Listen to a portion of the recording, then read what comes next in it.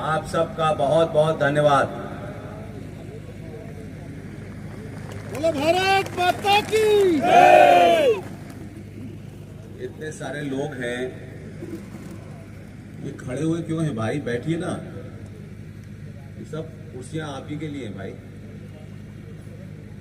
मुझे तो बताया गया था कि दरियापुर में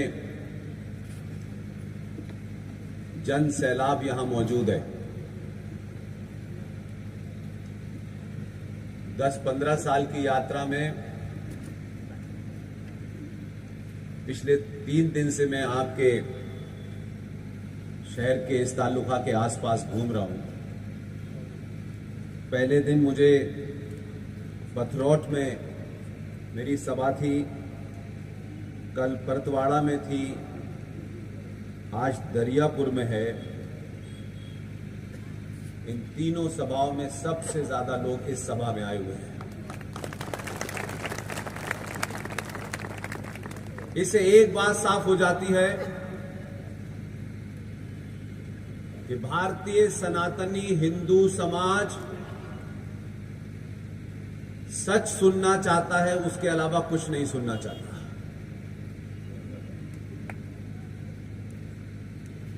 इस यात्रा में मुझे इस क्षेत्र में लगातार मेरे साथ एक सारथी की तरह रहने वाले अमरावती में एक देश के जाने माने होम्योपैथी डॉक्टर हैं, वो मेरे परिवार है, उनकी श्रीमती भी यहां मौजूद हैं। उसी परिवार के एक अभिन्न अंग हैं चेतन चौधरी साहब, जो हर सभा में मेरे साथ मजबूती के साथ मुझे कोई हानि न पहुंचा पाए, वो भी इस सभा में मौजूद हैं। मैं उनका भी धन्यवाद करना चाहता हूं।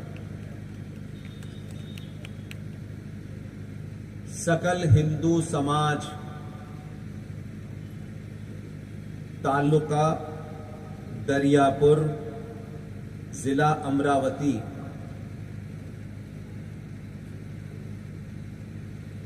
कहा गया कि सनातनी हिंदू समाज को ये करना है। सनातनी हिंदू समाज को कुछ नहीं करना है, एक ही काम करना है। सत्ताएं आती हैं, चली जाती हैं, सत्ताओं का बंधन होता है, सत्ताओं के सामने संविधान है, संसद है, तमाम उन मर्यादा हैं, अच्छी हैं या बुरी हैं, वो माननी पड़ती हैं। सनातनी हिंदू समाज के जो भी यहां 10 साल से लेके अगर 100 साल का भी कोई व्यक्ति यहां बैठा है, मेरी आपसे विनम्र निवेदन है, मेरी किसी भी बात को सिर्फ सुन करके छोड़ मत दीजिएगा। अगर आपके मन में उन बातों के प्रति कोई संशय है, कोई शक है, कोई शुबा है, कोई डाउट है, तो सोशल मीडिया के इस दौर में आप मुझे तक अपनी बात पहुंचा सकते हैं।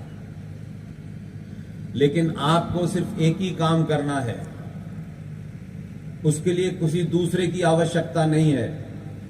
अपने आप से प्रण लीजिए, अपने आप से वादा कीजिए कि हम किसी कीमत पे झूठ नहीं बोलेंगे। हमारी स्थिति इन पिछले 70-80 सालों में इसलिए हमारी दुर्दशा हो रही है, इसलिए हम पूरी दुनिया में सब जगह हमको लगता है कि हम बहुत पैसा कमाते हैं, ये कमाते हैं, ये करते हैं। हम एकमात्र देश है दुनिया में जो अपनी जमीन छोड़ के भाग रहे हैं। रोज सुबह घर से बेटी निकलती है, शाम को घर वापस ठीक ठाक पहुंच जाती है, सिर्फ इस उसमें कि आज ठीक आ गई, कल क्या होगा हमको पता नहीं। हमने जितना झूठ बोला है, जितना झूठ बोया है और जितना खाया है, दुनिया की किसी संस्कृति ने नहीं खाया। और हम वो लोग हैं कि झूठ बोलने के बाद भी ये कहते हैं कि यही सच है। हमारी दुर्दशा के लिए कोई दुनिया का आदमी जिम्मेदार नहीं है, हम खुद जिम्मेदार हैं। और सच वो नहीं जो आपको अच्छा लगता हो, सच सच होता है, उसके अच्छा लगने न लगने से कुछ नहीं होता। हम तमाम सारे लोग सारे शब्दों का गलत प्रयोग करते हैं, और यह भी दुर्भाग्य है कि हम अंग्रेजी की 2 लाइन पढ़ लेते हैं और अंग्रेजी में अगर हमारे मुंह से कुछ गलत निकल जाए तो हम बड़े एम्बेरस होते हैं, बड़ा हमको ऐसा लगता है कि आज हमसे बड़ी गलती हो गई। लेकिन हम सब सनातनी हिंदू गलत शब्दों का गलत अर्थ निकाल करके समाज में चिल्ला के बोलते हैं, लेकिन हमको शर्म नहीं आती है, पूरे कॉन्फिडेंस के साथ झूठ बोलते हैं। इसलिए सबसे बड़ा झूठ 70 सालों में सनातनी हिंदू ने बोला है कि सारे धर्म बराबर हैं। पता नहीं कौन सी किताब पढ़ी है, किसने आपको बताया है, किस मंदिर में बताया, किस मठ में बताया, किस शंकराचार्य ने बताया, लेकिन यह चल पड़ा है पूरे देश में। या तो आप उस शब्द के मतलब नहीं जानते, या अंदर से किसी चीज से डरे हुए हैं, इसलिए सच नहीं बोलते। इसलिए धर्म शब्द का हमने सबसे ज्यादा गलत उपयोग किया है।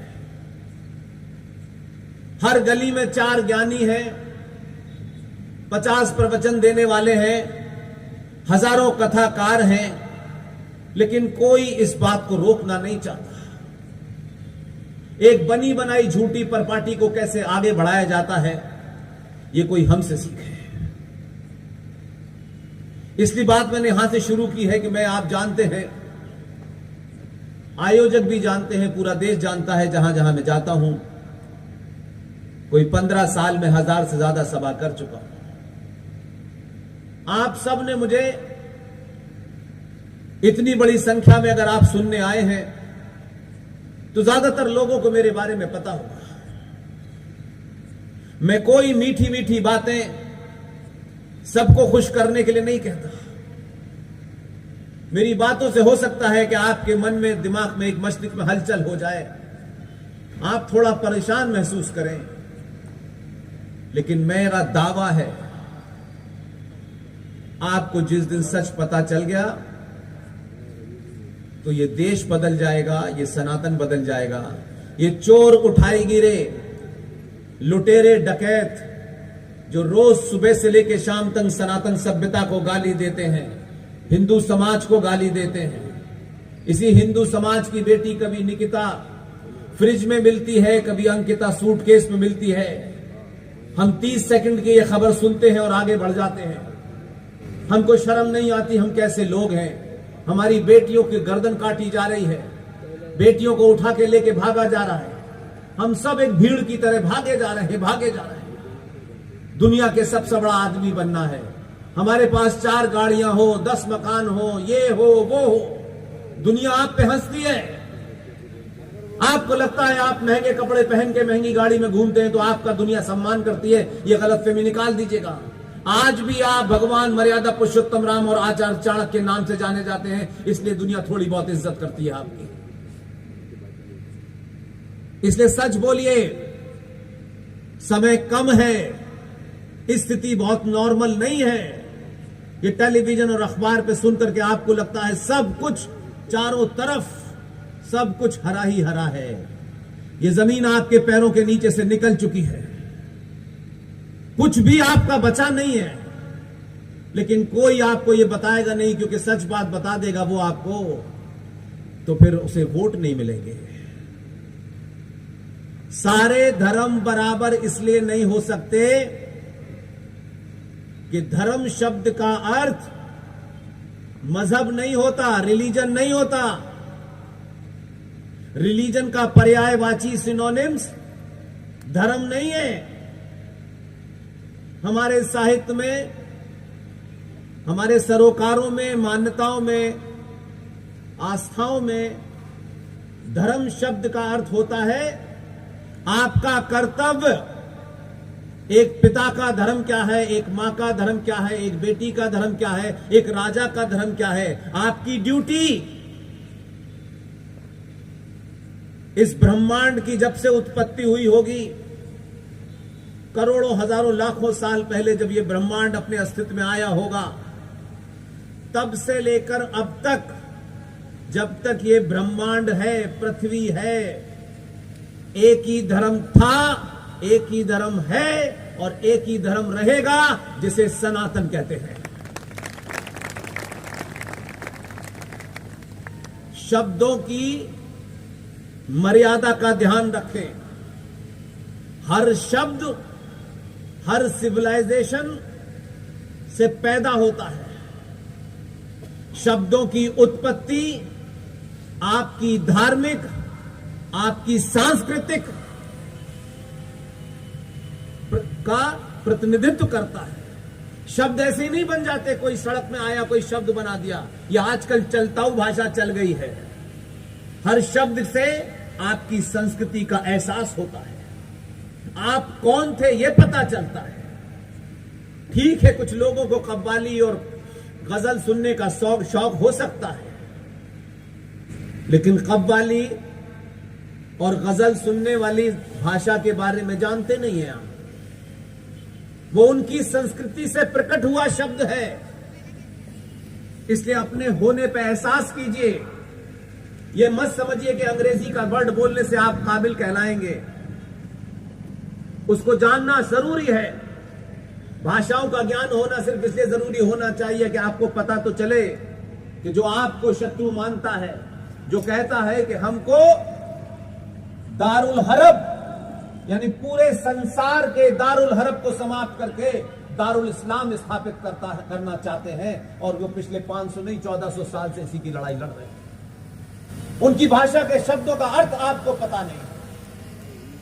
आप अपने ऐसे शब्द जो आपकी संस्कृति को, आपके इतिहास को, आपके वजूद को बताते हो, उनके समकक्ष सड़क छाप शब्दों को खड़ा कर देते हैं। कभी कभी लगता है कि आप सब